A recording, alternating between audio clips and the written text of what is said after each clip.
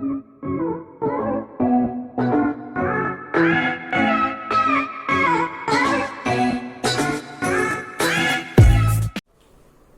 पिछले क्लास में हमने पढ़ा था डिफरेंट थर्मोडायनेमिक प्रोसेसेस, उनके क्या इक्वेशन थे, क्या ग्राफ थे, फिर एक ग्राफ से दूसरे ग्राफ को कैसे कन्वर्ट कर रहे थे।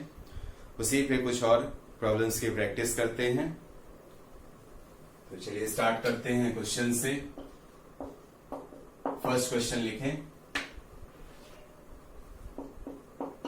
For ideal gas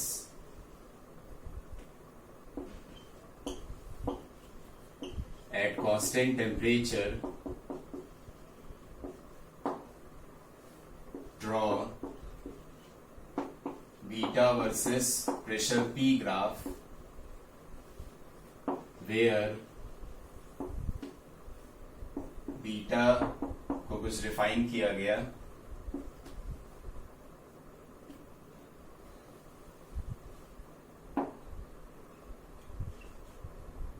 dV upon VdP। कुछ ऐसा बीटा को डिफाइन किया गया है, आपको ड्रॉ करना है beta versus pressure P graph. तो वीडियो को पॉज करें और अच्छे से पहले रिलेशन देखिए क्या है इस टर्म और प्रेशर के बीच, और फिर उसके ग्राफ को बनाएं। उम्मीद है आपने ट्राई कर लिया होगा। अब मिलाते हैं। तो पहली चीज तो जैसे dV dP ये वाला टर्म जनरेट करेंगे और फिर रिलेशन देखेंगे प्रेशर से। इस तरह के क्वेश्चन हमने आपको आइसोबारिक में भी कराया था, आइसोकोरिक में भी कराया था, और टेम्परेचर कांस्टेंट यहाँ है तो लगता है आइसोथर्मल में दे दिया जा रहा है। तो PV is equal to nRT। अब D डिफरेंशियल या डेल्टा दोनों फॉर्मेट में, यहाँ पर ऐसा भी हो सकता है delta V divided by V delta P दिया रहे, तो दोनों साइड डिफरेंशिएशन करते हैं D ऑफ nRT। अब सोच के देखें, गिवन अमाउंट के लिए n constant, temperature constant, right hand side तो 0। इधर प्रेशर कांस्टेंट है या वॉल्यूम कांस्टेंट। अब जब यही आइसोबारिक प्रोसेस था तो प्रेशर कांस्टेंट था, तो आपने P डेल्टा V बराबर nR डेल्टा T लिखा था। आइसोकोरिक था तो volume constant V delta P बराबर nR डेल्टा T लिखें। इस बार ना तो प्रेशर कांस्टेंट है ना ही वॉल्यूम कांस्टेंट है, तो बेसिकली प्रोडक्ट रूल से इसी को डिफरेंशिएट करेंगे। प्रोडक्ट रूल में एक को करते हैं, दूसरे को छोड़ दीजिए। तो PdV plus VdP, error analysis वगैरह में इस तरह के कैलकुलेशन करते थे। क्यों ऐसा हम कर रहे हैं? क्योंकि मुझे इस टर्म को जनरेट करना है, तभी पता चलेगा प्रेशर से ये कैसे रिलेटेड। अब इस टर्म को अगर देखिए तो PdV can be written as minus of VdP, और अगर dV upon VdP left hand side ले आइए, इसको माइनस को भी इधर ले आइए, P को राइट हैंड साइड ले जाइए, 1 अपॉन P। अब अगर ध्यान से देखें तो यही टर्म आपका बीटा है, इज 1 अपॉन P। मतलब basically y is equal to 1 upon x type का ग्राफ, और किसका ये इक्वेशन है? तो रेक्टेंगुलर हाइपरबोला।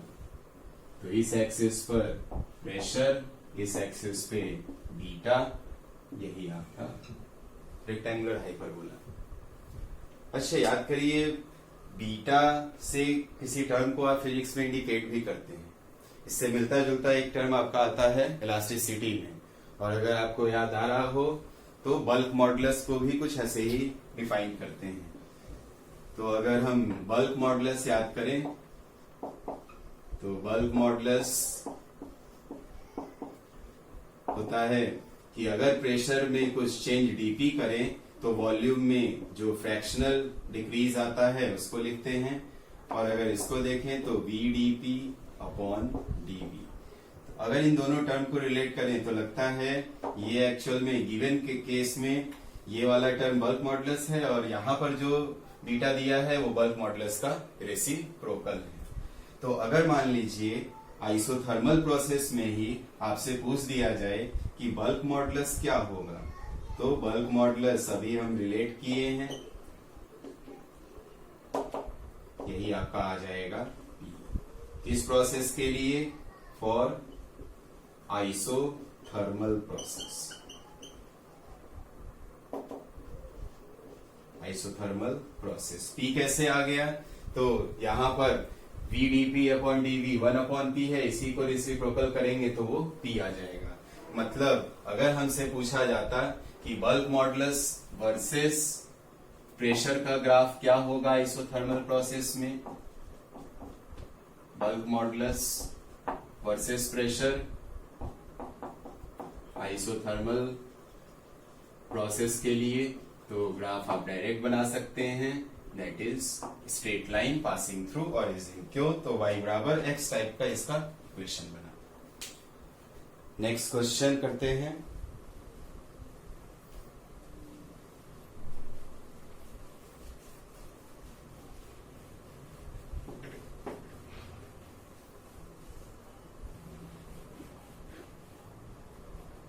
चलिए next question.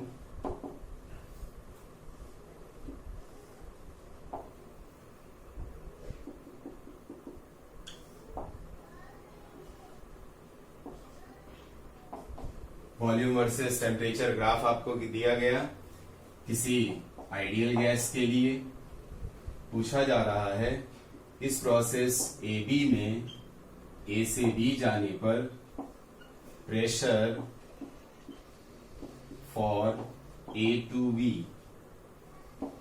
in continuously increases, continuously decreases, remains constant, first decreases, then increases,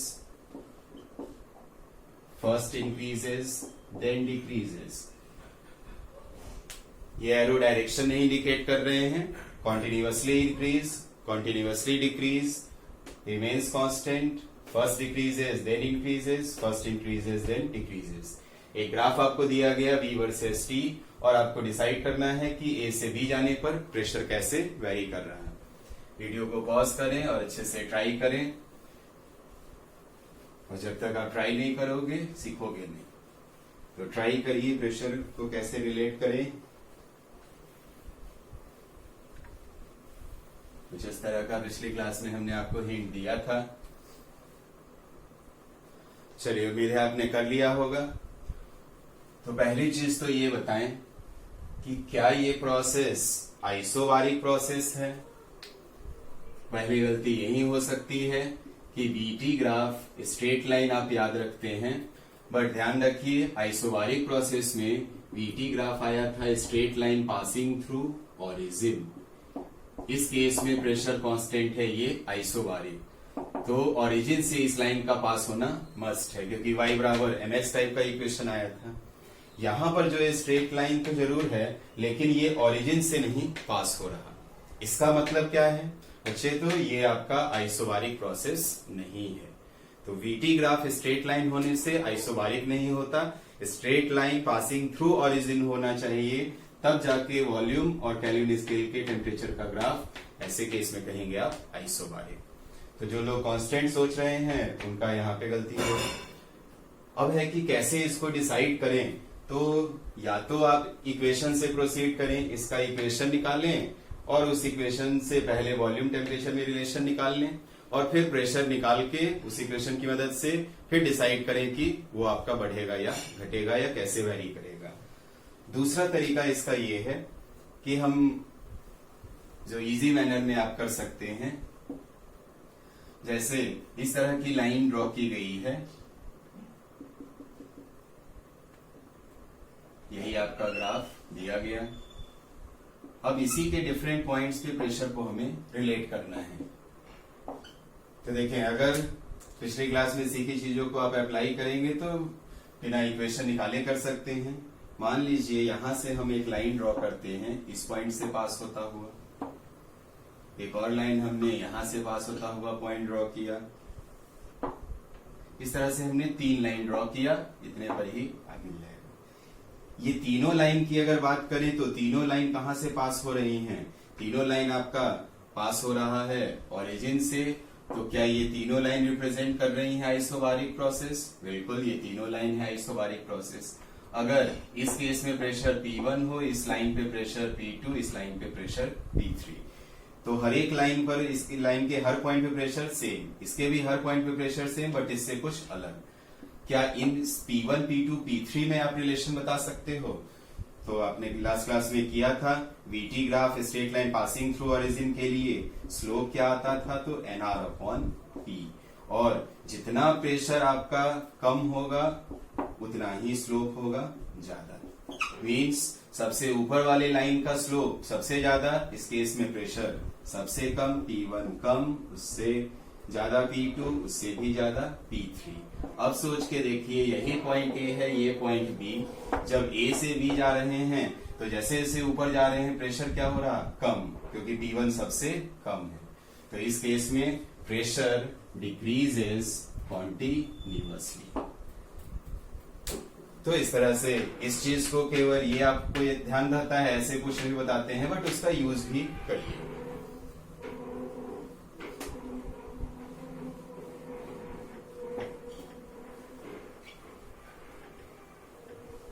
इसी तरह से मान लें, अगर मैं आपसे पूछ दूं, इस तरह की लाइन है V वर्सेस P, यहां पर प्रेशर P1, यहां प्रेशर P2, बताइए P1 ज्यादा होगा कि P2?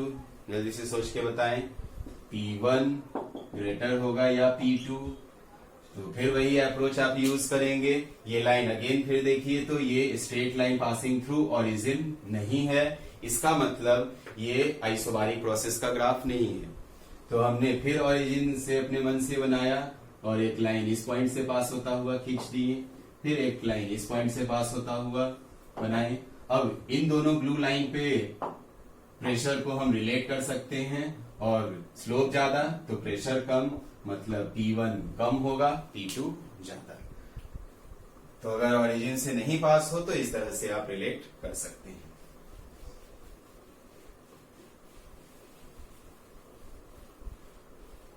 वैसे दूसरा मेथड थोड़ा मैथमेटिकल है, सीखना चाहें तो उससे भी देख सकते हैं। मान लीजिए नई तरीका आपको क्लिक किया, इधर T दिया गया था, इधर V। सेकेंड मेथड, कैसे आप प्रेशर को डिसाइड करेंगे, इंक्रीज डिक्रीज वाला। इस क्वेश्चन नहीं, इसके पहले जो क्वेश्चन दिए थे उसकी बात कर रहे हैं। अब इसी में A और B में हमें डिसाइड करना था। अच्छा, ये अगर इस लाइन की इक्वेशन की बात करें तो y बराबर mx प्लस c, कोई स्ट्रेट लाइन जिसका स्लोप m हो, इंटरसेप्ट c हो, उसके लिए इस तरह से आप लिखते हैं। अब अगर ध्यान से सोचिए तो इसका स्लोप बताइए पॉजिटिव है या निगेटिव? तो वर्टिकल से राइट झुका हुआ जो स्लोप टर्म है ये पॉजिटिव है। इंटरसेप्ट इसका क्या है, पॉजिटिव या निगेटिव? तो इंटरसेप्ट के लिए करते क्या है, नीचे एक्सटेंड करके देखेंगे, इसको मिलाइएगा, ये कहीं नीचे कट करेगा, ओरिजिन से नीचे मीन्स इंटरसेप्ट इज निगेटिव। तो अगर इस लाइन के रिगार्डिंग अगर सोचें तो यही y एक्सिस की जगह आपको क्या दिया हुआ है, y एक्सिस पर v और x एक्सिस पर दिया गया है t। तो अगर इसकी हम बात करें तो इस टर्म के लिए इस लाइन का इक्वेशन कुछ इसी टाइप का होगा, v equal to mt plus c. m और c बस ध्यान रख रहे हैं, साइन क्या है उससे ही हमारा काम हो जाएगा। अब समस्या है कि पूछा क्या गया है आपको, प्रेशर। तो या तो वॉल्यूम या टेम्परेचर, किसी एक को रिप्लेस कर लीजिए इन टर्म्स ऑफ प्रेशर। तो अगर आइडियल गैस इक्वेशन से वॉल्यूम लिखना चाहें तो nRT/P, ये आ गया आपका mt प्लस सी। m और c के साइन ध्यान रखेंगे। अब अगर हम प्रेशर को लिखना चाहें तो रीअरेंज करते हैं, t को इधर, ये टर्म डिनोमिनेटर में, तो nRT/mt प्लस सी। टेम्परेचर से ऊपर नीचे डिवाइड कर दे रहे हैं ताकि एक ही जगह मुझे देखना पड़े, तो nR/m प्लस ये t कैंसिल आउट हो गया, C/T। तो प्रेशर का हमने फंक्शन निकाल लिया। अब इस फंक्शन में देखिए तो ये टर्म कांस्टेंट है, m स्लोप भी कांस्टेंट, चूंकि स्ट्रेट लाइन ये है, यही वाला इसमें भी c आपका कांस्टेंट है, और कैसा कांस्टेंट है, तो निगेटिव कांस्टेंट। ठीक, अब इस t के रिगार्डिंग सोचिए तो t हो क्या रहा है, तो जैसे जैसे हम a से b जा रहे हैं टी की वैल्यू बढ़ रही है, ए से बी जाने पर टी की वैल्यू इंक्रीज हो रही। तो सोचिए डिनोमिनेटर के बारे में, तो जब टी इंक्रीज करेगा तो सी अपॉन टी ये वाली वैल्यू डिक्रीज करेगी, और चूंकि सी निगेटिव है तो ये पूरा टर्म आपका निगेटिव आएगा। ये पूरा टर्म निगेटिव सी के निगेटिव होने की वजह से, और इस रीजन से कह सकते हैं कि जो क्वांटिटी सब्ट्रैक्ट हो रही है वो कम हो रही, मतलब डिनोमिनेटर आपका क्या हो रहा होगा, बढ़ रहा है। तो सी बाई टी घट रहा था ये क्वांटिटी, और ये घट रहा था, क्यों घट रहा था, क्योंकि सी था निगेटिव। तो अगर आप कम क्वांटिटी घटाओगे तो डिनोमिनेटर इंक्रीज करेगा, और जब डिनोमिनेटर आपका इंक्रीज किया, इस टर्म के इंक्रीज करने से पूरा डिनोमिनेटर इंक्रीज किया, तो प्रेशर डिक्रीज करेगा। बट ये थोड़ा मैथमेटिकल होगा टीएमटी के बच्चों के लिए, तो इससे पिछला मेथड आपके लिए ज्यादा बेटर है और इफेक्टिवली जल्दी उससे डिसाइड कर सकते हैं। बट ये भी एक तरीका है, ऐसे भी हमेशा आप रिलेट कर सकते हैं। Then next question,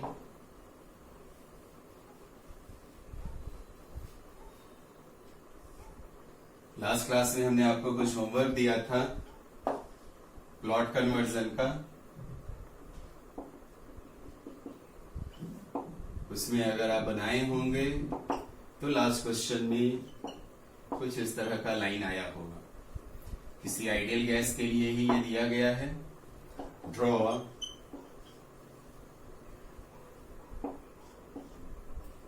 P versus T and T versus V graph.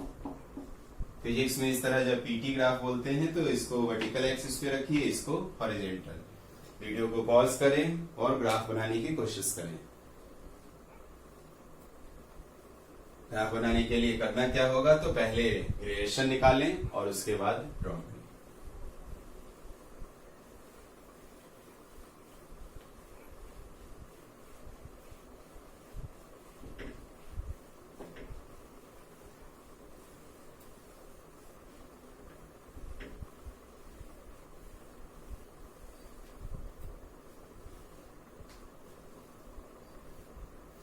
चलिए तो आते हैं अब, इसमें उम्मीद है कर लिए होंगे आप। अब इस केस में पहली चीज कितने लोग पहचान लिए ये कौन सा प्रोसेस है, तो बच्चे आइसोथर्मल है, आइसोबारिक है या आइसोकोरिक। तो बेसिकली इनमें से कोई भी ये प्रोसेस नहीं है, क्योंकि पीवी ग्राफ में प्रेशर वॉल्यूम दोनों बदल रहा, तो आइसोबारिक और आइसोकोरिक तो ऐसे ही नहीं है। अगर टेम्परेचर की बात करें तो यहां से यहां जाने पे, ए से बी जाने पर देख सकते हैं प्रेशर बढ़ रहा, वॉल्यूम बढ़ रहा। PV is equal to nRT से अगर आप सोचें तो टेम्परेचर के बारे में क्या कहेंगे, ये भी बढ़ रहा, ये भी बढ़ रहा, तो टेम्परेचर भी बढ़ेगा। तो जब टेम्परेचर बढ़ रहा तो आइसोथर्मल तो है नहीं। तो बेसिकली है तो इन जो 3 स्टैंडर्ड प्रोसेस पढ़े उनमें से कोई नहीं है, बट ग्राफ अपने को बनाना है। अच्छा इसमें बताइए, जब ये straight line passing through origin है, तो straight line passing through origin के लिए स्ट्रेट लाइन का equation y equal to mx, यहीं पर y एक्सिस पर p है, स्लोप को m ही रहने दीजिए, m के कुछ भी कांस्टेंट है, इनटू और x एक्सिस की जगह v। हमने ये इक्वेशन लिखा, किसका इक्वेशन लिखा, तो यही जो ग्राफ दिया है इस स्ट्रेट लाइन का। ये m को मास नहीं समझेंगे, ये स्लोप है। हमें रिलेशन ग्राफ बनाना है जब प्रेशर और टेम्परेचर के बीच, तो प्रेशर तो रहने दीजिए, इसी इक्वेशन को मॉडिफाई करते हैं, m और वॉल्यूम की जगह आइडियल गैस इक्वेशन से लिख लीजिए nRT अपॉन P। P को लेफ्ट साइड ले आइए, P स्क्वायर, ये m है, P स्क्वायर, और इधर आपका आ गया n m r, और एक टी को कर दीजिए साइड में। n number of mole, m slope, slope constant, number of mole constant, r constant, तो ये पूरा टर्म हो गया आपका कांस्टेंट। मतलब p square is proportional to t या p is proportional to root t। Relation मिल गया, और इसका ग्राफ आप पहले भी कई बार किए हैं, y equal to root x, तो p वर्सेस t, कुछ यही आपका ग्राफ। किस नेचर का बोला जाएगा? तो ये ग्राफ आपका, अगर वो हो सकता है केवल नेचर बोले तो पैराबोलिक ग्राफ। फिर आपसे बोला गया टेम्परेचर वर्सेस वॉल्यूम। अगर अभी तक नहीं किए हैं तो फिर वीडियो पॉज करिए और एक बार फिर अब ट्राई करने की कोशिश करिए टेम्परेचर वर्सेस वॉल्यूम। उम्मीद है आपने जिनसे नहीं हुआ था एक बार और कोशिश किए और इस बार बन गया तो मिला लीजिए। तो अगेन इक्वेशन हम फिर यहीं से शुरू करते हैं। P is equal to slope into volume. जब मुझे टेम्परेचर वॉल्यूम में रिलेशन बनाना है तो P को हटाइए क्योंकि P और V में रिलेशन चाहिए, तो P की जगह हमने पुट कर दिया nRT अपॉन V mV। हमें वर्टिकल एक्सिस पे T रखना है तो T को रिलेट कर लेते हैं m upon nR into V square. अगर फिर इस ब्रैकेट वाले टर्म को ध्यान से देखिए तो स्लोप मोल आर सब constant, T is proportional to V square. अरे ये भी तो आया पैराबोला, मतलब ये भी पैराबोला है लेकिन पहले वाले से अलग है। तो ये आपका जो सेकेंड ग्राफ है T वर्सेस V, एक्सिस पे ध्यान रखिए VT नहीं TV बोले थे, तो ये भी आपका parabola but y equal to x square type का पैराबोला, कुछ ऐसा। उसके बाद हो सकता है A और B भी डिसाइड करना पड़े, तो जैसे ये दिया हुआ था यहाँ कुछ A और B, तो A और B पॉइंट भी आप अकॉर्डिंगली रिलेट कर सकते हैं। अब देखिए A से B जाने पे वॉल्यूम बढ़ा है, प्रेशर बढ़ा है, टेम्परेचर भी बढ़ा है, तो यही पॉइंट A रहा होगा, ये पॉइंट B। इस केस में अगर देखना है तो टेम्परेचर वॉल्यूम दोनों बढ़ना है, A B कुछ ऐसे ही रहा होगा। तो अब अगर पिछले क्लास का लास्ट प्रॉब्लम नहीं हुआ होगा तो अब करिएगा, क्योंकि उसमें एक पार्ट यही स्ट्रेट लाइन था, बाकी दो आइसोथर्मल, आइसोबारिक, आइसोकोरिक में हुई थी।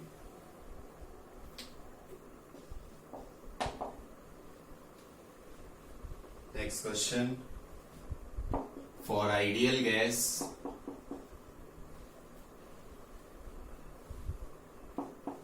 if ideal gas in process P square upon rho constant, first part, draw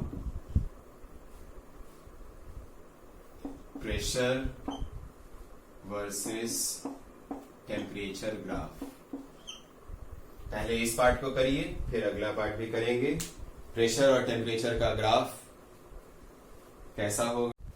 कोई आइडियल गैस है और प्रेशर कुछ इस तरह से डिफाइन किया गया, प्रेशर वर्सेस टेम्परेचर का ग्राफ कैसा होगा? अब ऑप्शन में जैसे ऑब्जेक्टिव अगर बनाना हो ग्राफ बिना ड्रॉ किए हुए तो बोल देंगे फर्स्ट ऑप्शन पैराबोला होगा, सेकेंड ऑप्शन दे देंगे स्ट्रेट लाइन होगा, थर्ड ऑप्शन दे देंगे रेक्टेंगुलर हाइपरबोला होगा, फोर्थ ऑप्शन दे देंगे सर्कुलर आर्क होगा। तो इस तरह से भी ऑप्शन बना सकते हैं, ग्राफ नहीं देखे ग्राफ के नेचर को पूछेंगे। मुझे आपने ट्राई कर लिया होगा। अब इस केस में अगर देखें तो प्रेशर वर्सेस टेम्परेचर का ग्राफ बनाना है और दिया है प्रोसेस कुछ P स्क्वायर अपॉन रो। तो इनफाइनाइट प्रोसेस होते हैं, ये भी कोई प्रोसेस है। अब आइडियल गैस के लिए हमें एक रिलेशन मालूम होता है, P molar mass is equal to rho R into T. तो अगर सोचे तो P अपॉन रो, क्योंकि जब तक हम प्रेशर टेम्परेचर में रिलेशन नहीं निकालेंगे तब तक ग्राफ बनेगा नहीं। डेंसिटी को हटाने के लिए रिलेशन यूज किए, P upon rho are T upon molar मास। तो अगर ध्यान से देखें तो इसी रिलेशन को मैं लिख सकता हूं, एक P को मैंने साइड किया, जो P बाई रो बचा उसको सब्स्टिट्यूट कर दिए, R T upon molar mass is constant. Molar mass constant, R constant, तो ये लिख सकते हैं इसी को, P T is constant.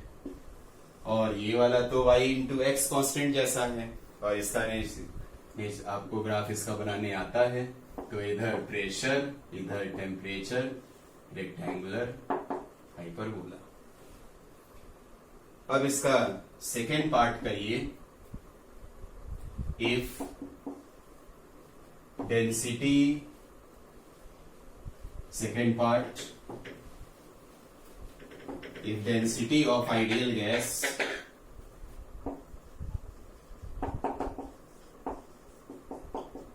is changed from, if density of ideal gas is changed from rho naught to rho naught by 2, then pressure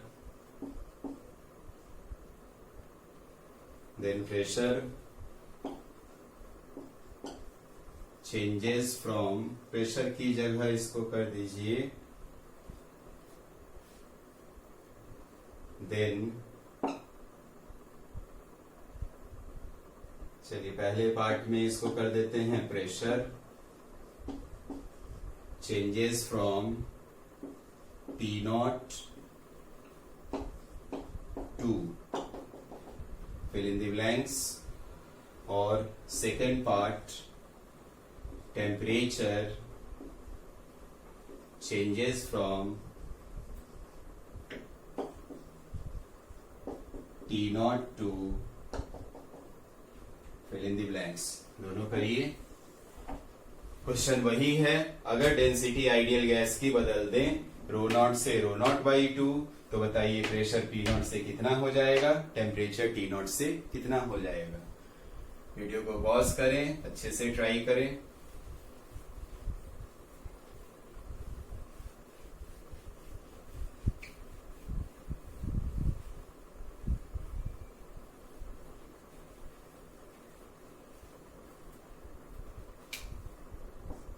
चलिए उम्मीद है आपने ट्राई कर लिया होगा। तो बेसिकली ये इक्वेशन दिया था और इसी इक्वेशन से हमने जनरेट किया था Pt is equal to constant. अब इस क्वेश्चन में बोला गया पहले पार्ट में कि अगर डेंसिटी को चेंज कर रहे हैं रो नॉट से रो नॉट बाई 2, तो प्रेशर कितना टाइम्स होगा। तो यहां से भी आप डायरेक्ट बोल सकते हैं, क्या लिख सकते हैं, P is proportional to density, इधर भेजिए डेंसिटी का स्क्वायर रूट। तो अगर डेंसिटी को हाफ कर रहे हैं, डायरेक्ट भी बोल सकते हैं, डेंसिटी को अगर मैंने रो नॉट बाई 2 किया तो स्क्वायर रूट में प्रेशर पी नॉट से पी नॉट बाई रूट 2 खत्म। परेशानी हो तो P1 by P2, row 1 by rho 2 कर लीजिए, उससे सॉल्व करिए, उससे भी यही आएगा। इसके बाद सेकेंड पार्ट में बोला गया था इसी क्वेश्चन में कि डेंसिटी को ऐसा करने से टेम्परेचर क्या होगा। तो या तो हम एक काम करें कि पहले डेंसिटी और प्रेशर में रिलेशन निकालें, डेंसिटी और टेम्परेचर में रिलेशन निकालें, क्योंकि ये प्रेशर डेंसिटी में है, ये प्रेशर टेम्परेचर में। इसको स्क्वायर करके डिवाइड कर दीजिए, डेंसिटी टेम्परेचर में आ जाएगा, और फिर वैसे ही बेसिक से कर लीजिए। या यहाँ पर जब आधा मेरा किया हुआ है, डेंसिटी को आधा करने पे हमने देखा कि प्रेशर कितना हो गया है, पी नॉट बाई रूट 2। तो अगर इस इक्वेशन से आप सोचें तो इसमें कह सकते हैं temperature is inversely proportional to pressure. P को राइट साइड ले जाइए।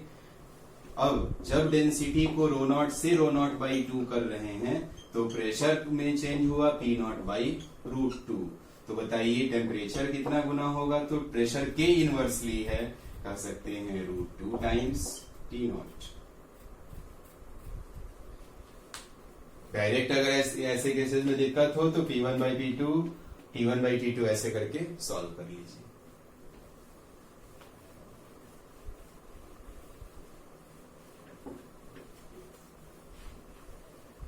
इसी टाइप का एक और क्वेश्चन लिखें।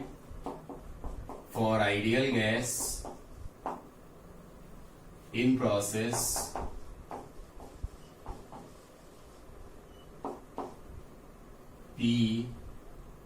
P square equal to constant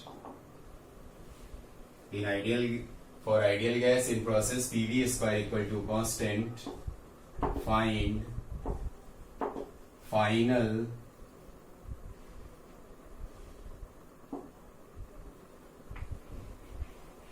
for ideal gas in process this one, if volume V not को चेंज कर रहे हैं V नॉट से to V not, then first part pressure P not से चेंज होके कितना होगा, और सेकेंड टेम्परेचर T नॉट से चेंज होके कितना होगा। तो यदि वॉल्यूम को V नॉट से डबल कर दिया हमने, लैंग्वेज में भी बोल सकते हैं वॉल्यूम डबल किया गया, तो प्रेशर कितना टाइम्स होगा, टेम्परेचर कितना टाइम्स होगा।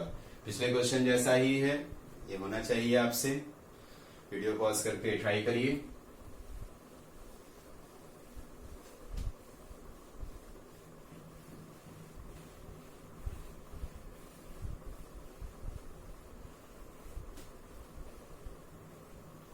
चलिए, उम्मीद है आपने कर लिया होगा। अगेन आइडियल गैस इक्वेशन आपके पास हमेशा रहता है, और साथ में प्रोसेस का इक्वेशन दिया। अब इस प्रोसेस की भी बात करें तो जो स्टैंडर्ड 3 प्रोसेस पढ़े उनमें से कोई नहीं है, तो इन सब के लिए हमें बेसिक से ही करना होगा, ग्राफ पूछें या फिर जो भी इस तरह के क्वेश्चन रहे। अब जब आपको वॉल्यूम का चेंज दिए हैं और प्रेशर का रिलेट, ये तो डायरेक्ट कर सकते हैं। तो यहां से चाहे तो रूट टाइम्स भी कर, जैसे P कर सकते हैं V प्रोपोर्शनल टू 1/√P, उस तरह से करिए, या फिर P initial V initial square, इसको मैं इस मेथड से कर देता हूं। प्रोपोर्शनलिटी से भी कर सकते हैं, जैसे पिछले क्वेश्चन में किए थे, यहां मैं इक्वेशन मेथड से कर दे रहा हूं। तो PI VI square PF VF square, क्यों? क्योंकि PV स्क्वायर कांस्टेंट था। अब बोला गया है आपको initial pressure P not, initial volume V not, final pressure चाहिए मुझे, और फाइनल वॉल्यूम क्या है, तो 2V नॉट का स्क्वायर। यहां से V नॉट स्क्वायर स्क्वायर करिएगा, V not square cancel out, तो final pressure is P not upon, यहाँ 2 का स्क्वायर 4 डिनोमिनेटर में आएगा। अगर ओरली आप किए होते तो उस केस में V स्क्वायर कहते pressure proportional to 1/V square, volume को डबल कर रहे हैं तो डिनोमिनेटर में आपका डबल का फैक्टर बनता, वही 2 का स्क्वायर आपका आ जाता 4। दूसरा पार्ट पूछा इन्होंने टेम्परेचर बताइए, तो अब या तो आप ऐसे कर लें, पीवी के टर्म में इक्वेशन है और वॉल्यूम चेंज करने से हमें टेम्परेचर रिलेट करना है, तो यहाँ इक्वेशन आपको जनरेट करना होगा सेकेंड पार्ट के लिए, पीवी स्क्वायर इज कांस्टेंट। अब सोचिए कि मुझे जब वॉल्यूम का बताया है और टेम्परेचर का निकालना है, तो वॉल्यूम टेम्परेचर में रिलेशन निकालेंगे, V को छोड़ दीजिए और P को हटाइए, nRT upon V। Ideal gas equation अच्छे से ध्यान रखिए और उसको प्रॉपरली यूज करिए। मुझे टीवी में रिलेशन चाहिए, इसलिए P को एलिमिनेट किए, एक V कैंसिल आउट, तो T into V is constant. ऐसे भी कर सकते हैं, temperature is inversely proportional to V। इसी में आपसे ग्राफ बनाने कह दिया जाएगा कि बताओ टीवी ग्राफ कैसा होगा, तो रेक्टेंगुलर हाइपरबोला। अब वॉल्यूम को हमने क्या किया है यहाँ पर डबल, तो डायरेक्ट प्रोपोर्शनलिटी से कर सकते हैं, टेम्परेचर नीचे 2 का फैक्टर आएगा T0/2।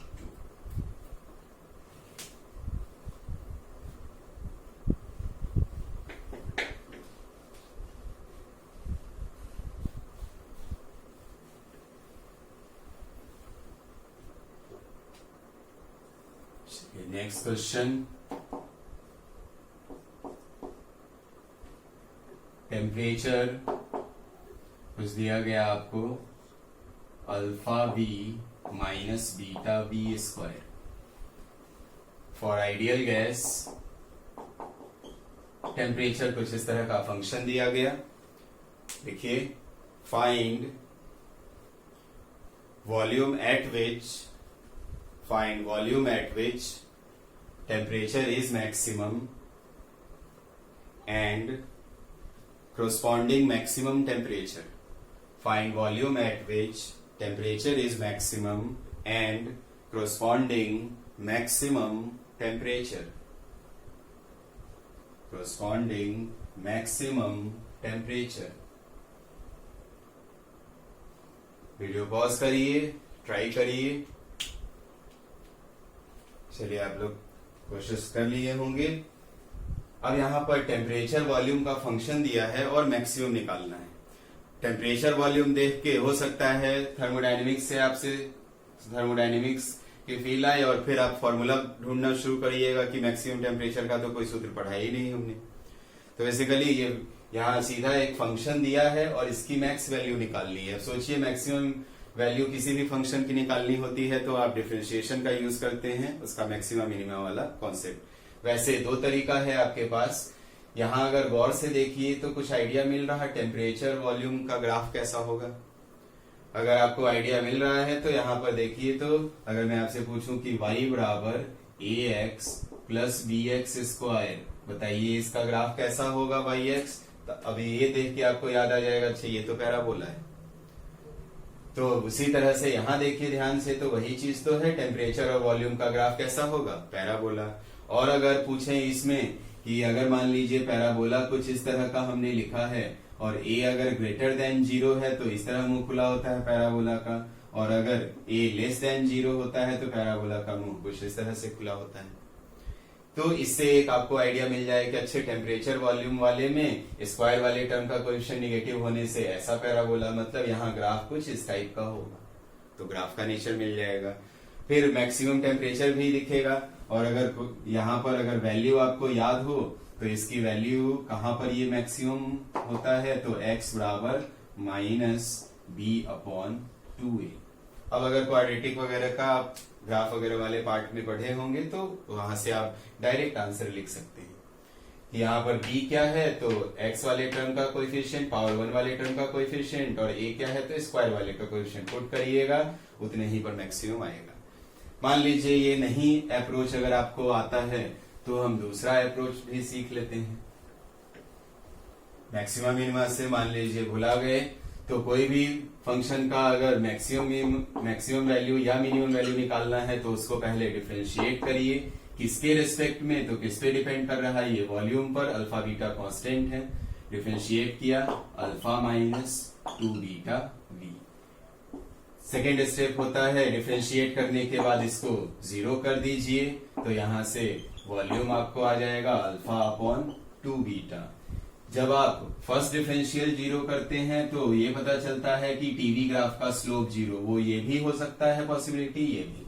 कंफर्म करने के लिए कैसे करते हैं, तो सेकेंड डेरिवेटिव निकालते हैं, एक बार और डिफरेंशिएट करेंगे। अगर इसी रिलेशन को एक बार और वॉल्यूम के रिस्पेक्ट में डिफरेंशिएट कर दीजिए, अल्फा का डिफरेंशियल 0 -2 बीटा। जब दूसरा डेरिवेटिव निगेटिव आए तो मतलब नीचे मुंह खुला हुआ होगा, ये वाला केस सही, ये आपका गलत। कहां पर, तो v बराबर अल्फा/2 बीटा। तो इस केस में कंफर्म हो गया कि देयरफॉर वॉल्यूम या temperature is maximum at v is equal to अल्फा/2 बीटा।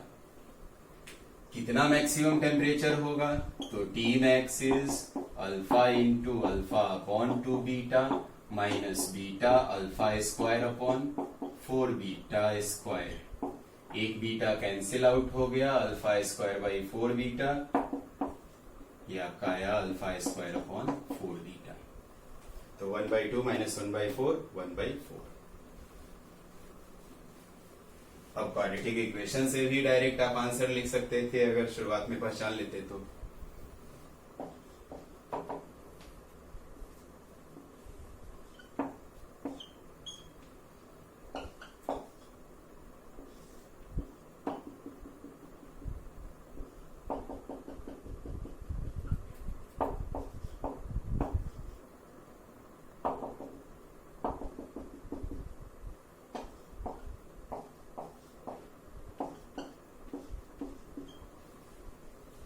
चलिए इसमें क्वेश्चन लिखिए। in given process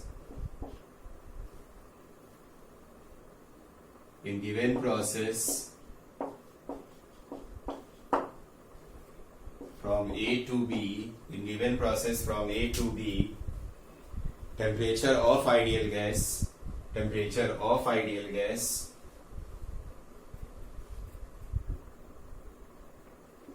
first option increase, second decrease, third first decrease then increase, fourth first increase then decrease, fifth remains constant.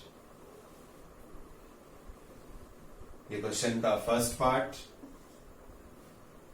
Second part में लिखिए find maximum temperature attend in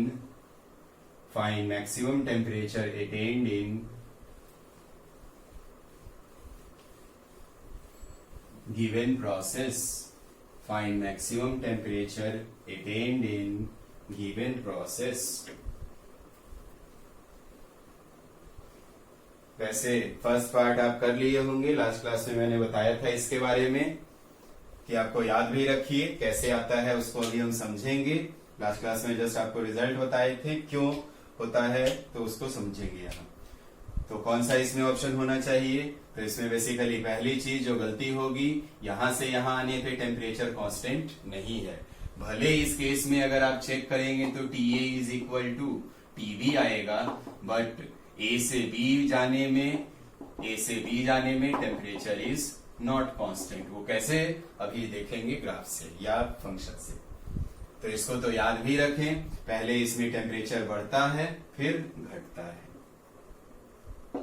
क्यों ऐसा होता है इसको समझते हैं इक्वेशन से। तो अगर आपने अभी तक कोशिश नहीं किया तो एक बार ट्राई करिए वीडियो पॉज करके कि इसमें टेम्परेचर का मैक्सिमम निकालने का, या क्यों टेम्परेचर ऐसे बोला जा रहा है। तो चलिए आप कोशिश कर लिए, थोड़ा मैथमेटिकल है इसलिए इसको कर रहे हैं कि इस चीज को कई बार मेंस ने पूछा है और लगातार वो पूछे हैं, तो अगर उनके क्वेश्चन आपके एग्जाम में रिपीट होते हैं तो इस रिगार्डिंग इस क्वेश्चन को आपको ध्यान रखना है।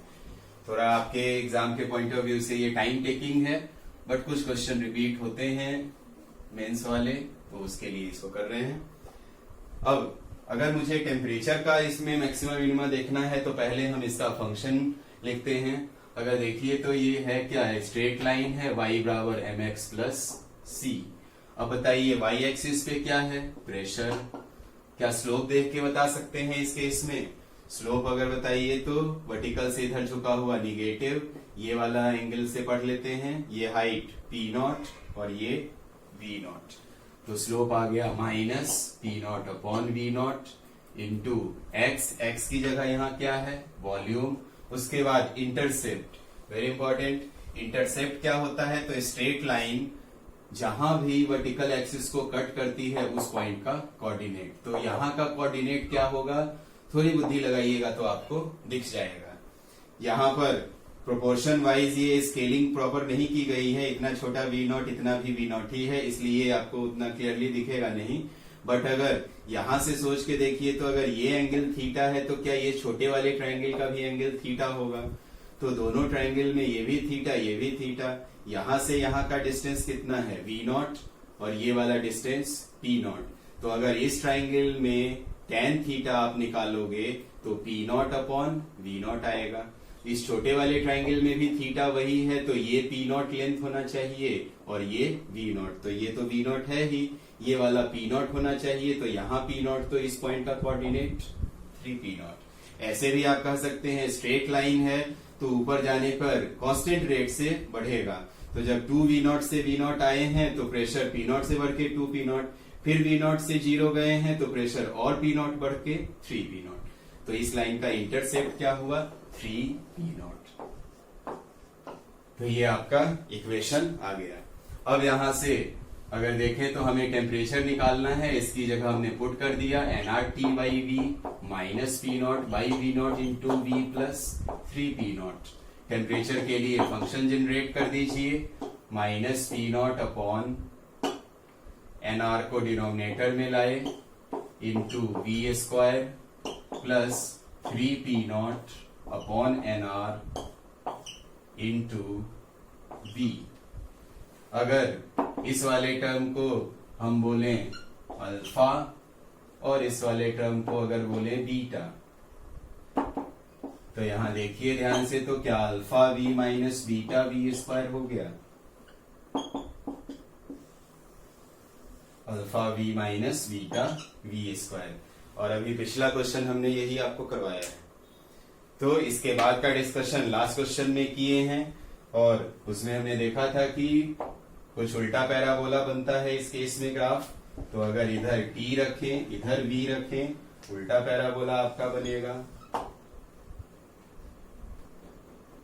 कहां से कहां इसमें दिया हुआ है, तो गिवन केस में v0 से 2v0 की बात की गई है, 2v0 v0, तो यही मैक्सिमम आपको मिलेगा। और चेक करिए, जैसे पिछले क्वेश्चन में निकाले हैं, ये आपका आएगा 3v0/2, इसी पर होगा मैक्सिमम टेम्परेचर। तो यहाँ के आगे मैं सॉल्व नहीं कर रहा हूं, पिछले क्वेश्चन में अल्फा बीटा के टर्म में आप निकाले हैं, आप चाहें तो डायरेक्ट अल्फा रख दीजिए, बीटा रख दीजिए, आएगा। और मैक्सिमम टेम्परेचर भी निकालिएगा तो most probably P0 V0 upon nr, यही है आपका मैक्सिमम टेम्परेचर।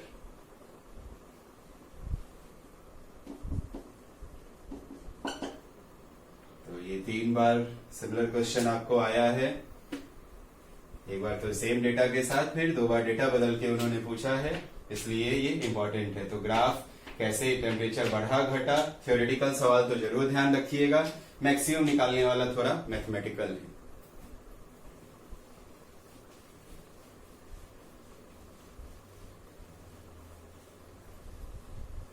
तो चलिए इसको जल्दी से लिख लीजिए। चलिए तो नेक्स्ट क्वेश्चन करते हैं।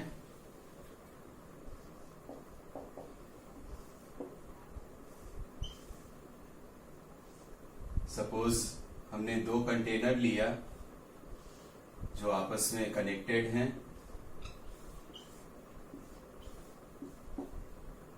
और इनिशियली एक स्टॉपर है।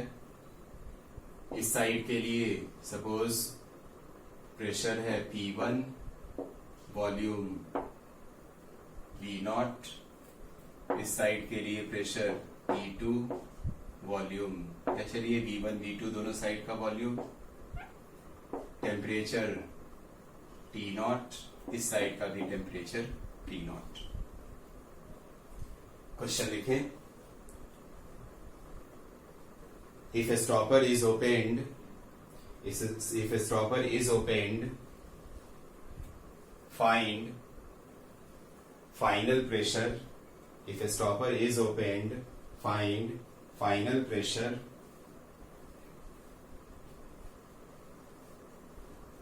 वीडियो पॉज करिए और सॉल्व करिए। उम्मीद है आपने कोशिश कर लिया होगा। अब यहां पर अगर सपोज स्टॉपर को ओपन कर दिया जाए तो बेसिकली होगा क्या, दोनों गैसेस की मिक्सिंग होगी। और अगर हम लोग ऐसे लिखना चाहें, जितने मोल इस साइड हैं और जितने मोल इस साइड हैं, मोल टोटल कंजर्व रहेंगे। तो अगर N1 लेफ्ट साइड में, राइट साइड में N2, इस साइड में N2 मोल, इस साइड में N1, और जब ओपन कर दीजिएगा तो टोटल N1 को अगर लिखना चाहते हैं तो P1 V1 upon T0 plus P2 V2 upon T0 is equal to final pressure. जब ओपन कर दीजिएगा तो कॉमन प्रेशर अचीव कर लेगा। वॉल्यूम कितना हो जाएगा, तो total volume V1 plus V2 divided by R। Final temperature के बारे में क्या सोचते हैं, दोनों का टेम्परेचर सेम है तो कोई फर्क पड़ेगा ही नहीं। जब मिक्सिंग भी होगी तो फाइनल वही टेम्परेचर होगा। तो T0 R यहां भी रहेगा, RT0 कैंसिल आउट, तो यहां से फाइनल प्रेशर आपका आ गया P1 V1 plus P2 V2 upon V1 plus V2. Next question.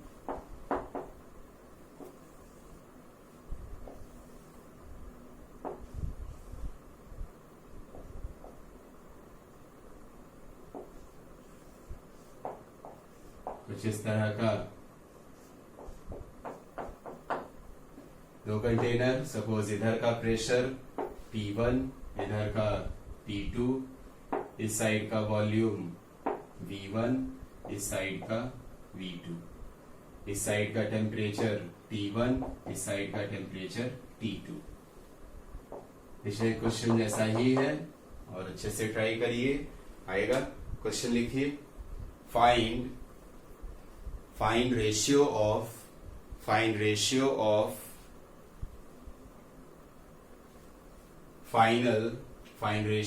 Final pressure and final temperature. Find ratio of final pressure and final temperature if a stopper is opened.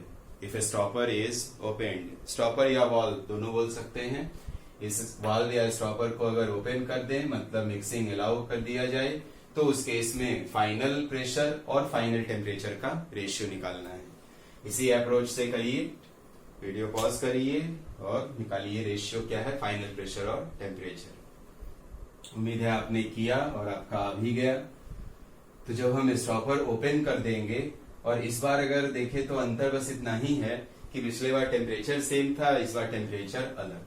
तो finally अगर बात करें तो ये वाला gas का दोनों जब मिक्सिंग हो जाएगी तो फाइनल टेम्परेचर इसका भी T, इसका भी T, क्योंकि थर्मल इक्विलिब्रियम अचीव करेंगे. इसके बाद number of mole total conserve ही होगा. N1 plus N2 is equal to N total. Initial अगर लिखिए तो P1 V1 upon R T1. इस साइड लिखेंगे तो P2 V2 upon R T2. Final pressure, final volume V1 plus V2 और final temperature T. आपसे पूछा है फाइनल प्रेशर और फाइनल टेम्परेचर का ratio PF upon TF. R cancel out कर सकते हैं और कुछ P1 V1 upon T1, P2 V2 upon T2 upon V1 plus V2. अब इसको थोड़ा सॉल्व भी कर सकते हैं, और सॉल्व किया ऐसे अगर बड़े बड़े ऑप्शन आपको एग्जाम में आते हैं तो आप सवाल को टच ही नहीं करते, जबकि एक लाइन के सवाल रहते हैं. तो बेसिकली अब हम लोग कर रहे हैं कुछ, बेसिकली जो भी आपका मोल कंजर्वेशन या आइडियल गैस इक्वेशन है उन पे हम लोग कुछ प्रैक्टिस कर रहे हैं.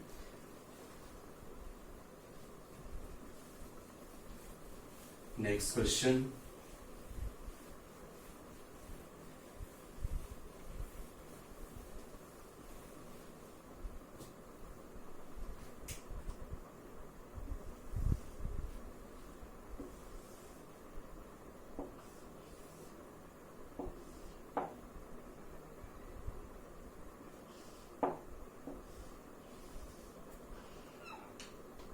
सपोज अगेन ऐसे दो चैम्बर्स हैं, स्फेरिकल चैम्बर. इस साइड का प्रेशर दिया हुआ है आपका कुछ P0, इस साइड का भी P0, वॉल्यूम भी V0. इनिशियली इधर का भी टेम्परेचर T0, इधर का भी टेम्परेचर T0. अब इनकी जगह वैल्यूज भी आपको दी जा सकती हैं, मैं नोटेशन में करा रहा हूं. यहां पर दोनों कनेक्टेड हैं. इनिशियली कुछ ऐसा सिचुएशन. क्वेश्चन लिखिए. If temperature of left chamber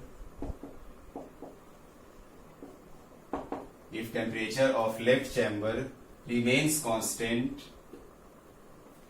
at T0, if temperature of left chamber remains constant at T0, whereas temperature of right chamber is doubled, whereas if temperature of right chamber is doubled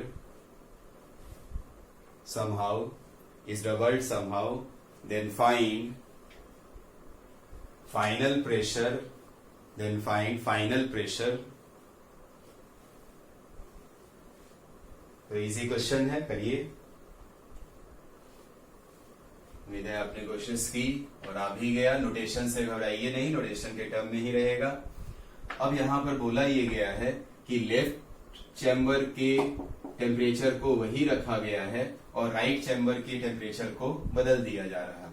मतलब कुछ यहाँ पर heater वगैरह लगा के इसके temperature को हम चेंज कर रहे होंगे, या इसको एक ऐसे रूम में रख दिया जिसका टेम्परेचर T0 है, इसको ऐसे रूम में रख दिया जिसका टेम्परेचर 2T0। अब आपको फाइनल प्रेशर अगर बताना है तो फाइनली जो भी हो नंबर ऑफ मोल तो टोटल कंजर्व।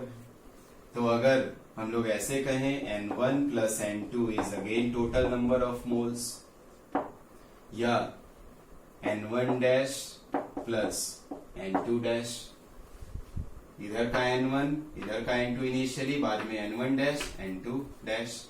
अब अगर N1 को शुरुआत में लिखिए तो P0 V0 upon R T0, N2 को अगर लिखे तो P0 V0 upon R T0। Final number of मोल अगर देखें तो इधर का टेम्परेचर तो वही रखा गया है, प्रेशर जो भी होगा फाइनल दोनों साइड का सेम, तो P final volume V0 left chamber का और divided by R T0 plus right वाले चैम्बर के लिए देखें तो फाइनल प्रेशर वॉल्यूम V0 ही है डिवाइडेड बाई, और इसके लिए अगर लिखें तो R इंटू 2T0, क्योंकि इसका 2T0 पे मेंटेन किया गया। अब अगर ध्यान से देखें तो R T0 कैंसिल आउट, यहां से V0 भी कैंसिल आउट कर सकते हैं, तो इधर आपका 2P0 और इधर बना PF plus PF by 2, 3PF by 2 means PF को आप लिख सकते हैं 4/3P0। Next question.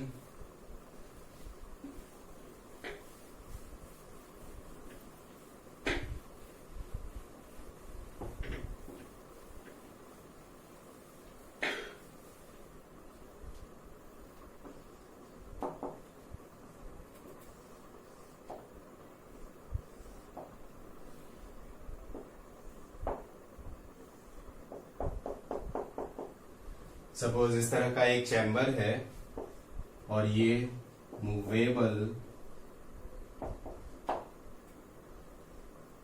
Conducting piston, means ये हीट को कंडक्ट कर सकता है लेफ्ट से राइट, राइट से लेफ्ट। लेफ्ट साइड में प्रेशर P0, राइट साइड में भी प्रेशर P0, वॉल्यूम अभी इनिशियली दोनों साइड का सेम है। लेफ्ट साइड का टेम्परेचर T0, राइट साइड का टेम्परेचर 2T0।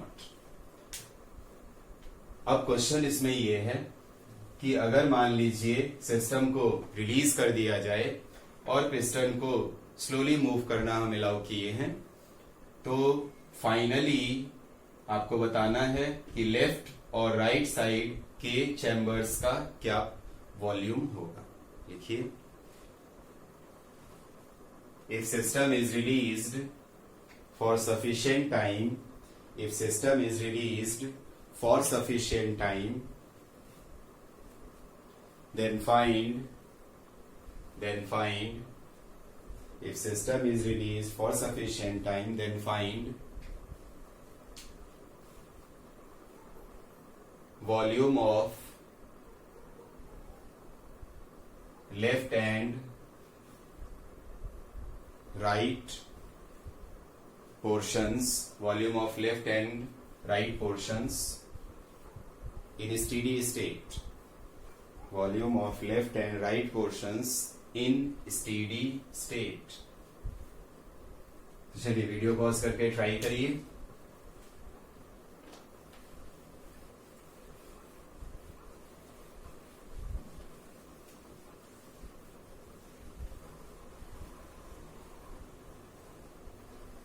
चलिए अब इसमें उम्मीद है आपने कोशिश किया होगा। मिलाते हैं। अब जैसे अगर इस सिस्टम को सोच के देखें तो ये मूवेबल है। इनिशियली देखें तो लेफ्ट से जितना फोर्स लग रहा है राइट से उतना ही फोर्स लगेगा, P0 into area, P0 into area. तो अगर इस पिस्टन की बात करें तो फोर्स पॉइंट ऑफ व्यू से ये इक्विलिब्रियम में है, बट टेम्परेचर दोनों साइड अलग अलग, तो ये थर्मल इक्विलिब्रियम में नहीं है बट फोर्स वाले इक्विलिब्रियम में है। और जब थर्मल इक्विलिब्रियम में नहीं है तो हाई टेम्परेचर वाले से लो टेम्परेचर वाले की तरफ हीट का फ्लो होगा।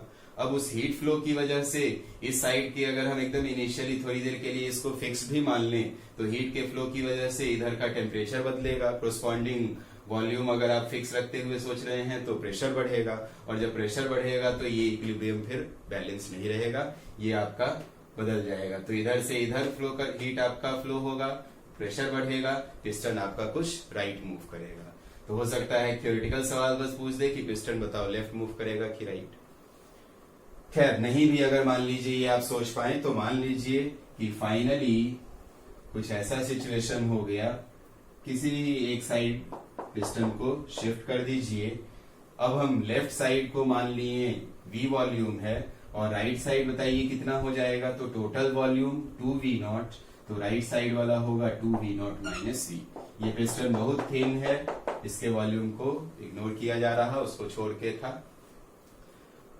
फाइनली ये आपका इक्विलिब्रियम में रहेगा। कौन सा इक्विलिब्रियम, तो टेम्परेचर वाले भी पॉइंट से रहेगा और फोर्स वाले दोनों पॉइंट ऑफ व्यू से रहेगा इक्विलिब्रियम, क्योंकि ये मूव करने के लिए फ्री है।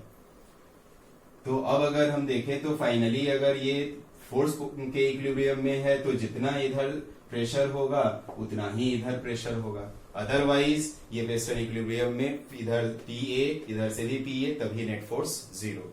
साथ में टेम्परेचर भी दोनों साइड का क्या होना चाहिए, सेम। क्यों सेम, तो थर्मल इक्विलिब्रियम अचीव कर रहे हैं। अब यहाँ पर मोल कंजर्वेशन यहाँ भी लगा सकते हैं, बट परेशानी इसमें आएगी कि अपने पास ना तो प्रेशर मालूम है ना ही टेम्परेचर।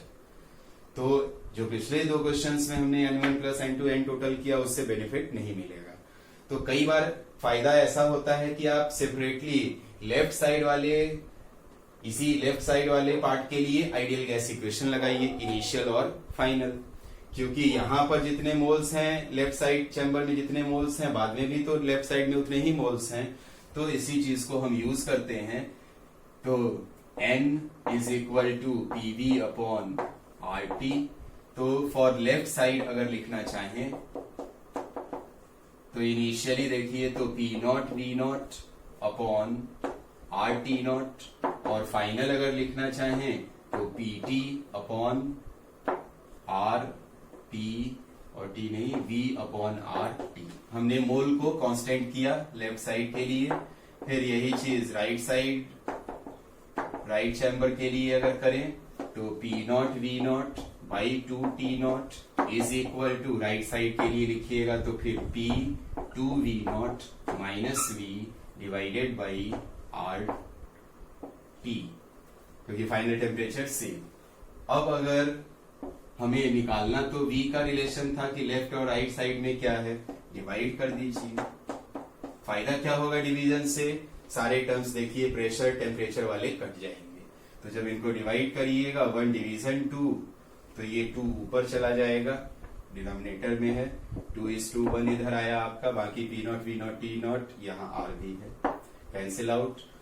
इसको अगर डिवाइड करेंगे तो P by RT cancel out, V upon 2V0 minus V। बाकी इसको रीअरेंज कर लीजिए तो 4V0 minus 2V is V, तो V आपका यहां से आ गया 4V0 बाई 3। चलिए अब ये 4V0 बाई 3 किसका वॉल्यूम आपका आ गया है, तो लेफ्ट साइड वाले का।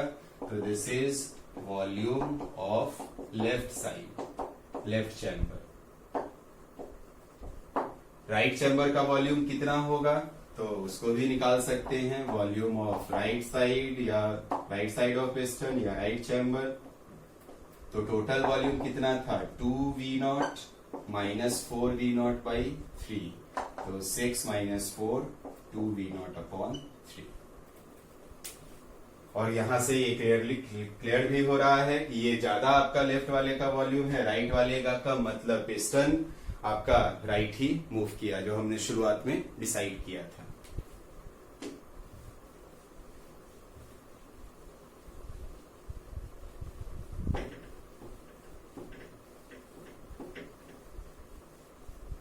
Next question,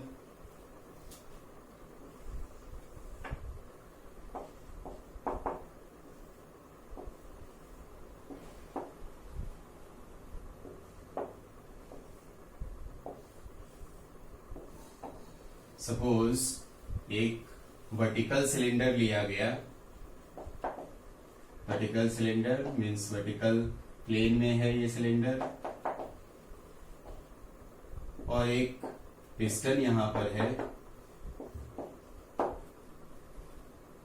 conducting movable piston of mass m। Question इसमें ये बताया गया है, दोनों ऊपर वाले पार्ट में भी 1 मोल गैस, नीचे वाले पार्ट में भी 1 मोल गैस। इधर का टेम्परेचर मान लीजिए T0, इधर का भी इनिशियली टेम्परेचर दोनों साइड का सेम, और ये पिस्टन इक्विलिब्रियम में है। पिस्टन मैसिव है, इनिशियली पिस्टन इक्विलिब्रियम में है और फ्री है, ये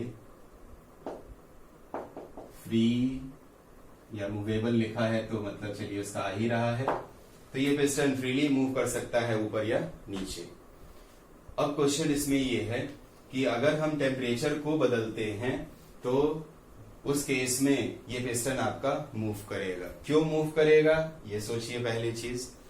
दूसरी चीज कि इस टेम्परेचर को हम कितना कर दें, T0 से बदल के कितना कर दिया जाए कि अभी अगर इन दोनों पार्ट के वॉल्यूम का रेशियो 4:1 है तो बाद में कुछ 3:1 हो जाए। देखिए question, if temperature is increased to capital T, if temperature is increased to capital T, if temperature is increased to capital T, then find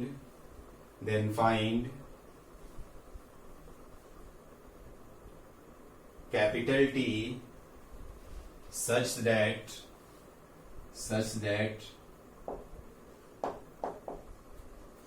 volume ratio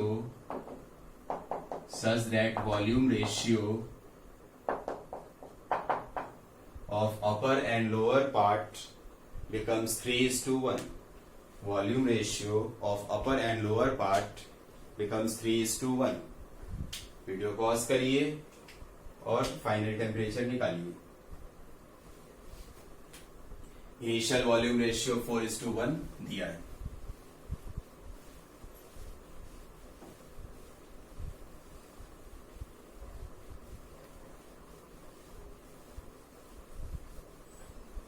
उम्मीद है आपने ट्राई किया अच्छे से। अब इसको समझते हैं। यहां पर पहली चीज है कि अगर ये पिस्टन इक्विलिब्रियम में है तो जरा सोचते हैं पिस्टन पे बताइए क्या क्या फोर्स लग रहा है। हम इनिशियल सिचुएशन की बात कर रहे हैं। इनिशियल सिचुएशन में अगर पिस्टन इक्विलिब्रियम में है तो क्या क्या फोर्सेस लगेंगे। एक तो इसका वेट होगा mg, वर्टिकल सिलेंडर बोला गया था। उसके बाद जो नीचे गैस होगा वो भी फोर्स लगा रहा होगा, प्रेशर इनटू एरिया, ऊपर वाला गैस भी फोर्स लगा रहा होगा। तो मान लेते हैं यहाँ का प्रेशर P1 इनिशियली, यहाँ P2। हो सकता है मन में आपके आए कि दोनों को सेम क्यों नहीं माने, तो बेसिकली यहीं से अगर सोचिए नीचे से फोर्स लगेगा P1A, ऊपर से फोर्स लगेगा P2A। अगर प्रेशर सेम लेते तो ये कैंसिल होता, ये इक्विलिब्रियम अचीव ही नहीं करता। हाँ, मासलेस पिस्टन होता तो जरूर दोनों साइड का प्रेशर सेम आता। तो इनिशियल इक्विलिब्रियम में अगर आप लिखें तो नेट अपवर्ड फोर्स P1A और net downward force P2A plus mg। चाहें तो इसको लिख सकते हैं P1 minus P2 is mg upon A। ये इनिशियल सिचुएशन।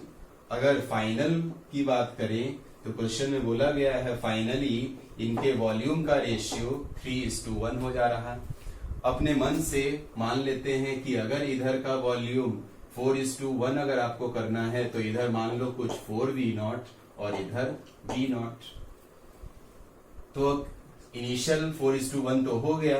अगर फाइनली 3:1 करना है तो अगर हम बोले तो इधर 3v होगा और इधर v होगा।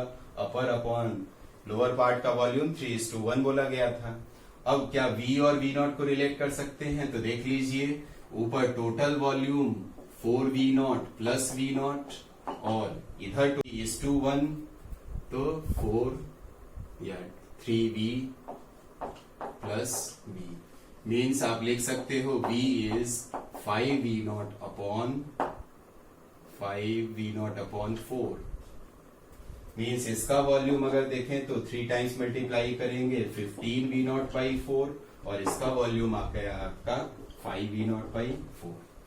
तो v0 के टर्म में हमने इसको रिलेट कर लिया। इसके बाद इस साइड का फाइनल प्रेशर कुछ P4 मान लेते हैं, इधर का P3, क्योंकि फिर फाइनली वो इक्विलिब्रियम तो अचीव करेगा ही। फाइनल टेम्परेचर T जो कि मुझे निकालना है, इसका भी T। तो ये सिचुएशन, अब जैसे यहां पर पिस्टन का इक्विलिब्रियम निकाले हैं, इसी टाइप से फाइनल स्टेट में अगर लिखेंगे तो वहां 1 - 2, उसी तरह से इसमें T3 - T4 आपका आ जाएगा mg/T। मतलब अगर इन दोनों इक्वेशन से सोचें तो यहां से लिख सकते हो आप 1 - 2 इज इक्वल टू 3 - 4। 1 क्या पुट करिएगा तो P1 प्रेशर अगर लिखना है, इस केस में सोचिए नंबर ऑफ मोल लिखना है, प्रेशर को हम यूज कर ले रहे हैं nRT अपॉन V। तो P1 के लिए अगर पुट करते हैं number of mole 1 R, temperature T0 upon volume V0 minus N R, ऊपर वाले पार्ट का भी temperature T0 upon volume 4V0। 3 part का लिख लीजिए तो मोल एक ही है, चूंकि मोल वगैरह में कोई चेंज नहीं। फाइनल टेम्परेचर T अपॉन नीचे वाले पार्ट का volume 5V0 by 4 minus 1 RT upon ऊपर वाले पार्ट के कोरोस्पॉन्डिंग वॉल्यूम रखेंगे तो 15V0 बाई 4। ध्यान से देखें, RT0 by 4, RT0 by 4, RT0 by 4 सब जगह से कैंसिल आउट, तो इधर बच गया 1 - 1 बाई 4। 1 नहीं, T0 भी आएगा। चलिए T0 को कॉमन ही ले रहे हैं।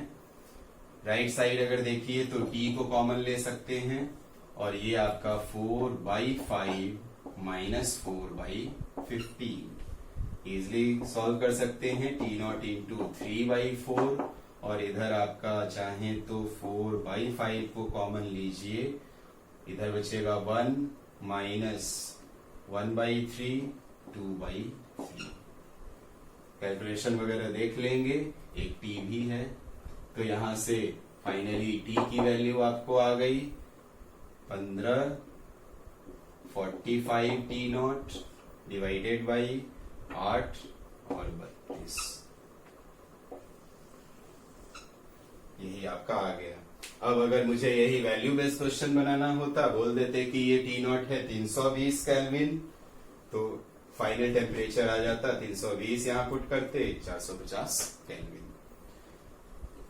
तो इस तरह के क्वेश्चन भी रहते हैं। अगर देखें तो इसमें पिस्टन के मास के कॉन्सेप्ट को हमने यूज किया इक्विलिब्रियम वगैरह से।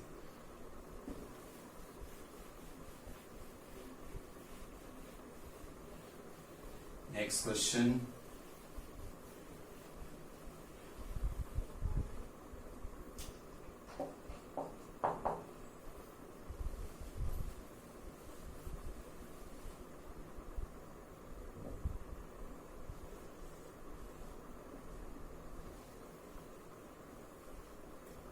suppose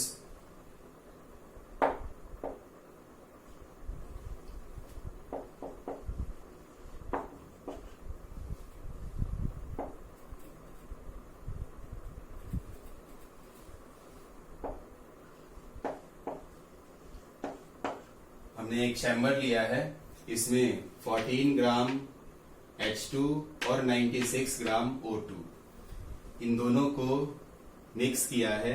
इनिशियली यहाँ का प्रेशर, इनको मिक्स किया गया, इनिशियली यहाँ STP पर ये है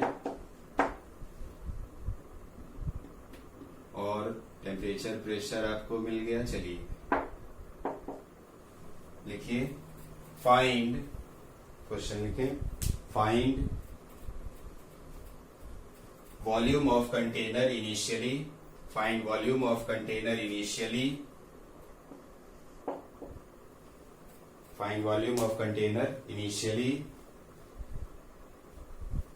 assuming gases do not react, assuming gases do not react. Also find final pressure, also find final pressure if two gases are forced to react, if two gases are forced to react by external means, if two gases are forced to react by external means,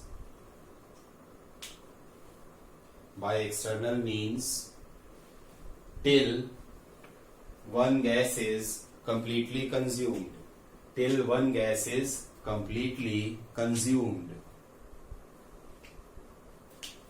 then find, नहीं शुरुआत में आप लिख चुके हैं find final pressure.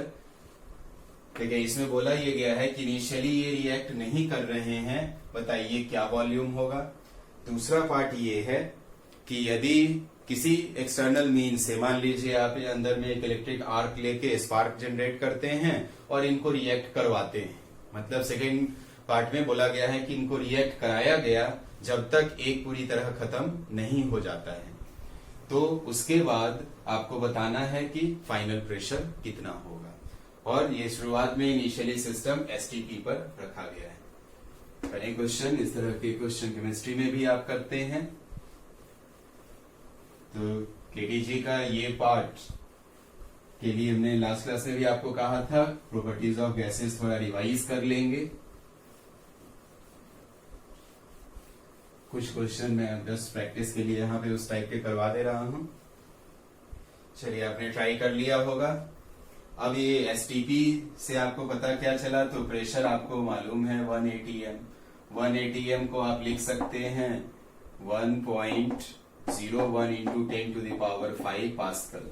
कई बार थोड़ा approximate calculation करना हो तो ऐसे भी ले लिया करे, बहुत ज्यादा अंतर नहीं आएगा उससे, तो होता इतना है 1.013 इनफैक्ट, बट अप्रोक्सीमेटली आप इतना ले सकते हैं, थोड़ा कैलकुलेशन ज्यादा जहां दिखे वहां। टेम्परेचर कितना लीजिएगा, तो 273 केल्विन। अब इस केस में देखिए तो इसके कितने मोल हैं, NH2, तो ये 14 डिवाइडेड बाई 2 7। इसके कितने मोल हैं, NO2, 96 डिवाइडेड बाई 32 3।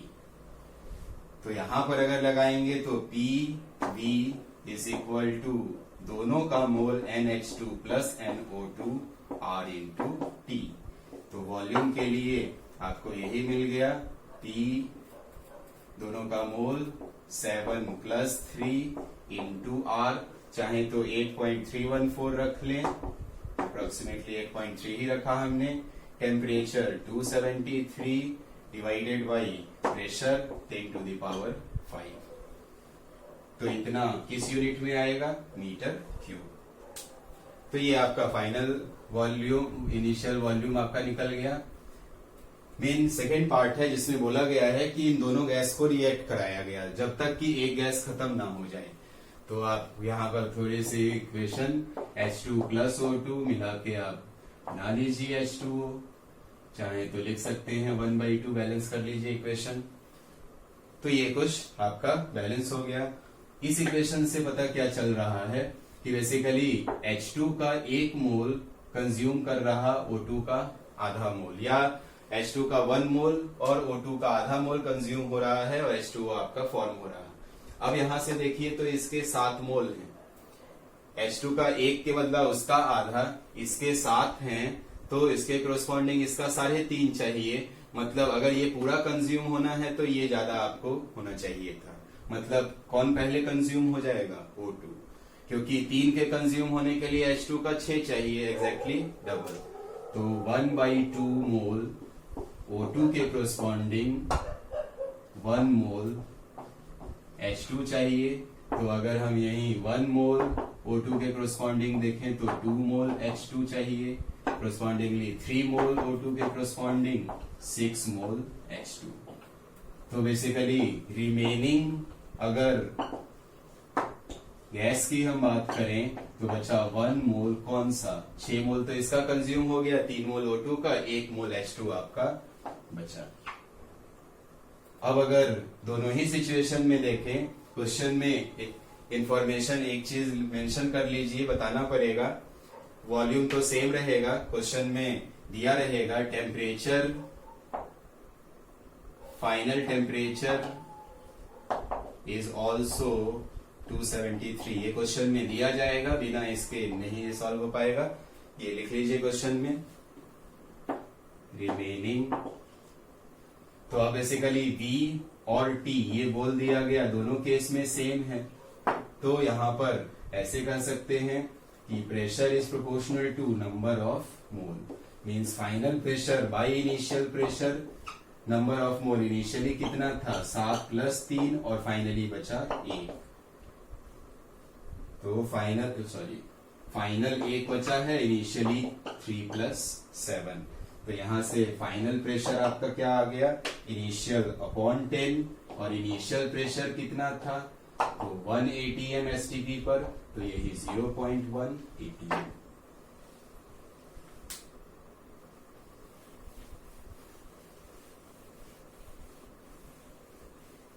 तो नेक्स्ट क्वेश्चन, सपोज इस तरह का एक ट्यूब है वर्टिकल प्लेन में, 10 centimetre Hg column, atmospheric pressure 75 centimetre of Hg, और इस कॉलम का लेंथ आपको दिया गया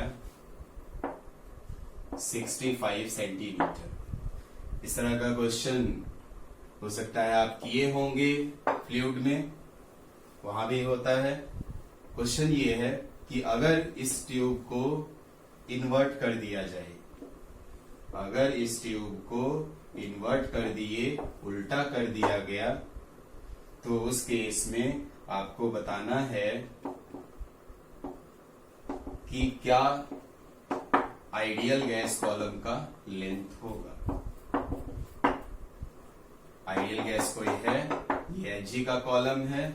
इस कंडीशन में Hg के आइडियल गैस के कॉलम का लेंथ 65 सेंटीमीटर, तो यहां पर बताना है आइडियल गैस कॉलम का कितना लेंथ होगा। निकालिए। इस तरह के क्वेश्चन फिजिक्स में, फ्लूइड में भी आपको आते हैं, केमिस्ट्री में भी आते हैं।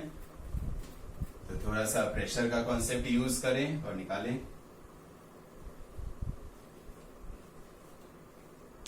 उम्मीद है आपने कर लिया होगा। अब इस केस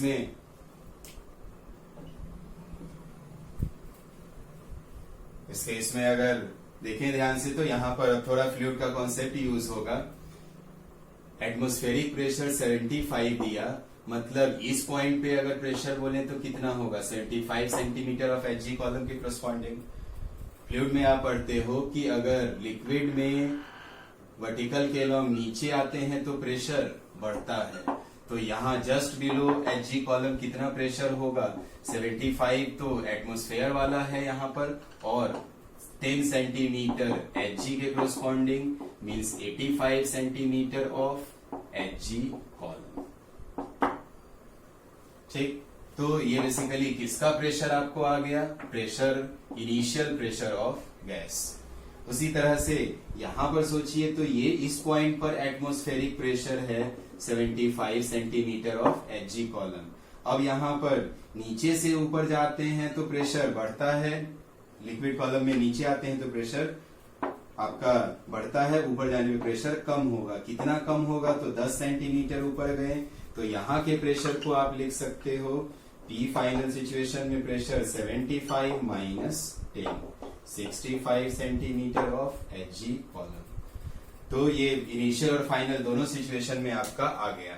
अब ऐसे क्वेश्चंस में अक्सर टेम्परेचर के बारे में आपको कोई इंफॉर्मेशन नहीं बताएंगे, तो वो चीज आपको अंडरस्टूड से रखनी होगी कि यहाँ पर इन्वर्ट हम किए हैं और टेम्परेचर को माने हैं कांस्टेंट। कभी कभी लिख भी देते हैं, कई बार नहीं दिया रहे तो आपको लास्ट ऑप्शन यही है कि एज्यूम करिए कि टेम्परेचर रहेगा कांस्टेंट।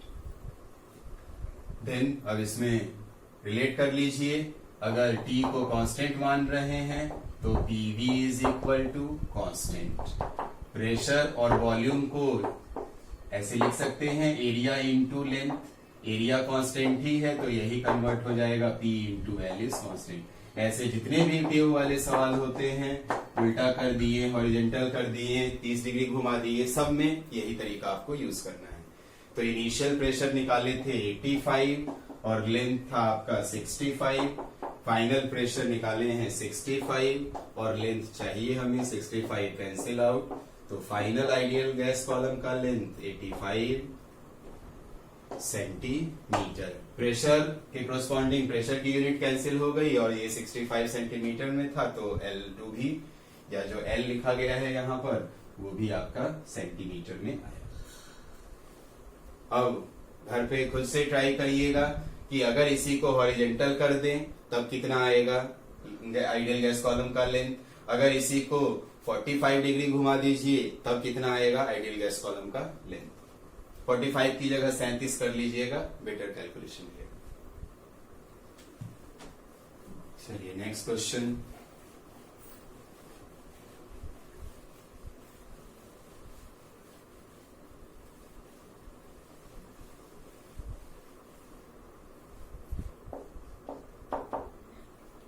नेक्स्ट क्वेश्चन लिखें।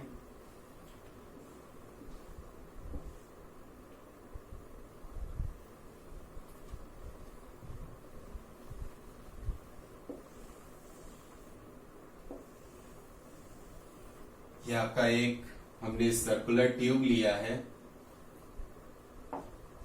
यहां पर एक पार्टीशन है जो कि फिक्स्ड है,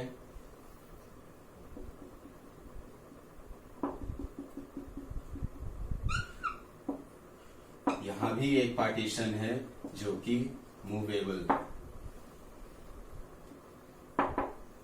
अब इस केस में इंफॉर्मेशन ये दिया गया है कि टेम्परेचर कांस्टेंट रह रहा है। इस साइड एक गैस कॉलम लिया गया, इस साइड आपका दूसरा गैस कॉलम लिया हमने। इस साइड के गैस कॉलम का मास सपोज कुछ m1 ले लिया, मोलर मास m1, इस साइड के गैस कॉलम का molar mass m2। This angle is alpha. ये वाला मूवेबल पार्टीशन है और ये फ्रीली मूव कर सकता है। हॉरिजॉन्टल प्लेन में ये आपका है, तो ग्रेविटी वगैरह के इफेक्ट की चिंता नहीं करनी है। ये सिचुएशन है, तो बेसिकली इस साइड भी आपके कुछ कोई आइडियल गैस है, इस साइड भी कोई आइडियल गैस। क्वेश्चन लिखिए, find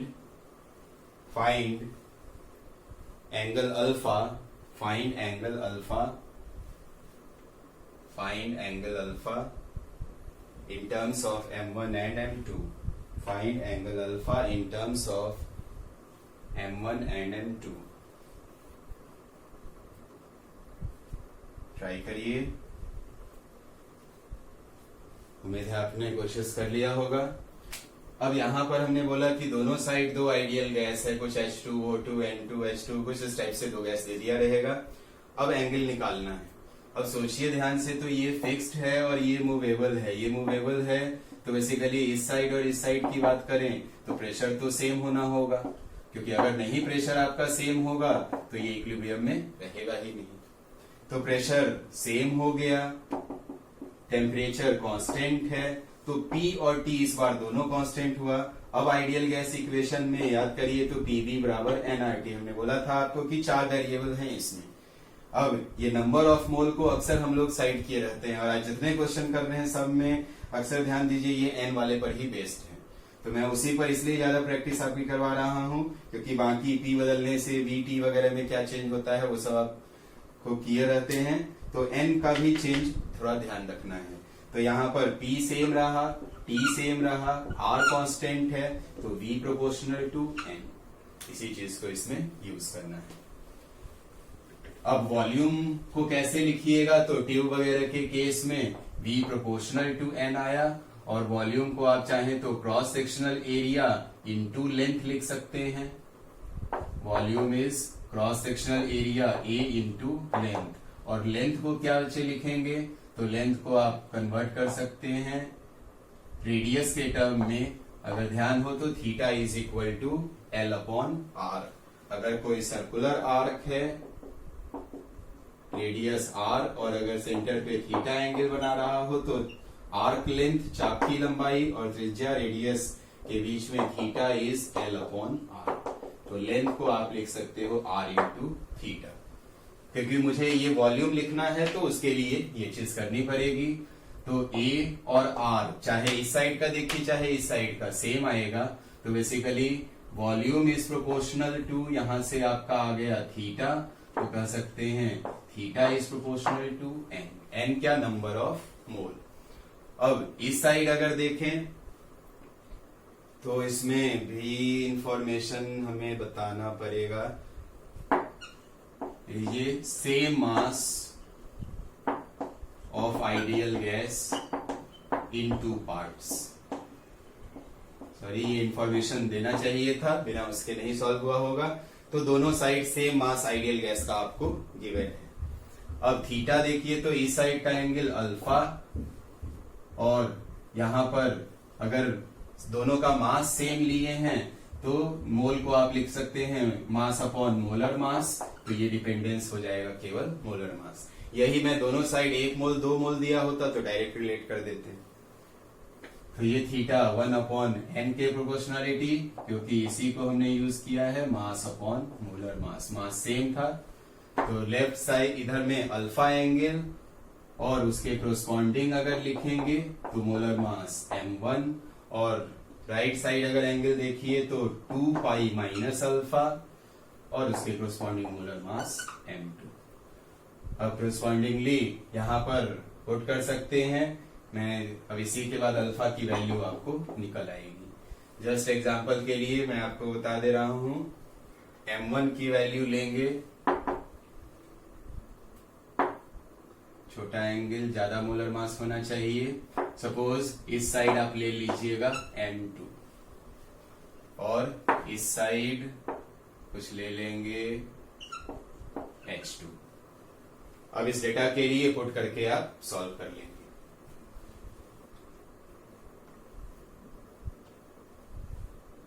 next question,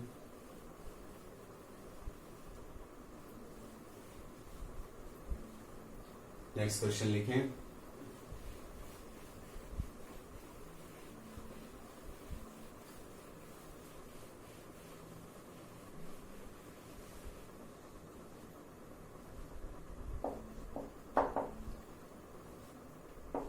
In an open container,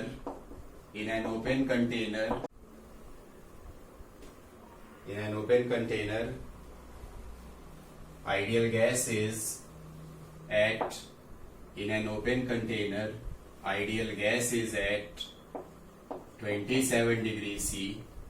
In an open container, ideal gas is at 27 degrees C.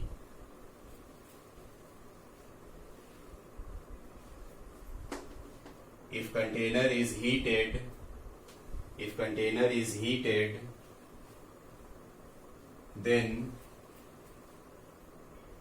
1/4 of ideal gas escapes container. 1/4 of ideal gas escapes container. Then find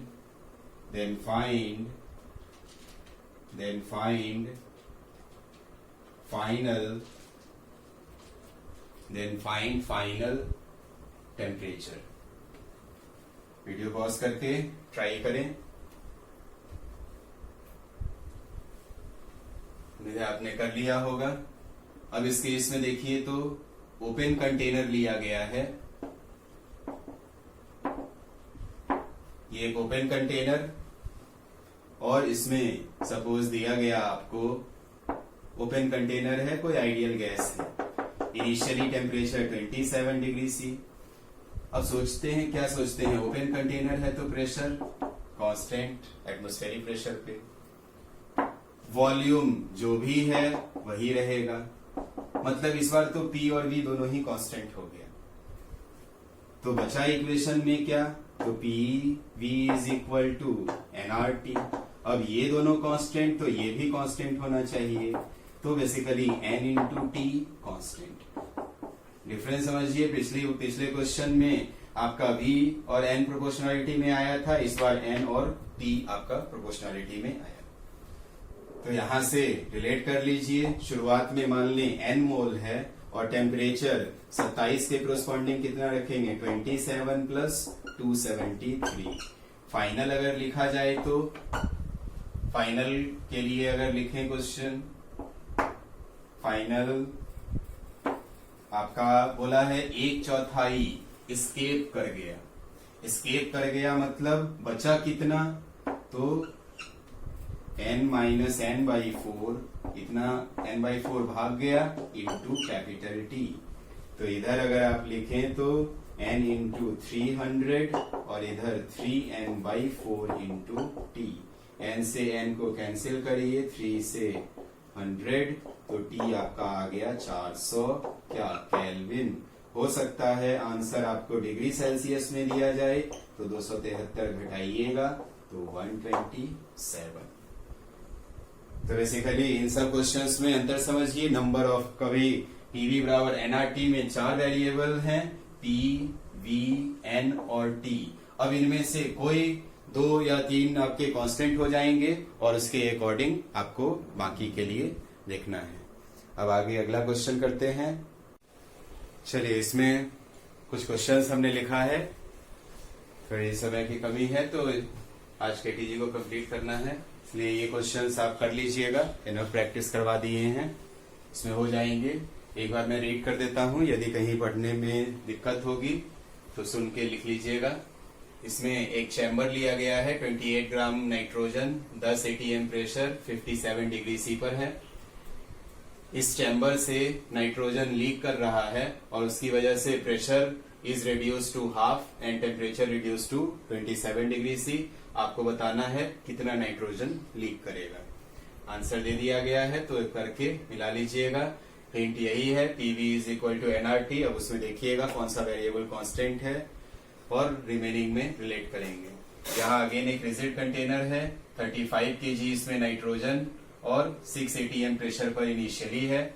इसके बाद बोला जा रहा है कि sufficient amount में oxygen को add किया जा रहा है, जिससे प्रेशर बढ़ के 9 ATM हो जा रहा है। तो कितना ऑक्सीजन ऐड किया गया, again PV is equal to nRT पर बेस्ड है।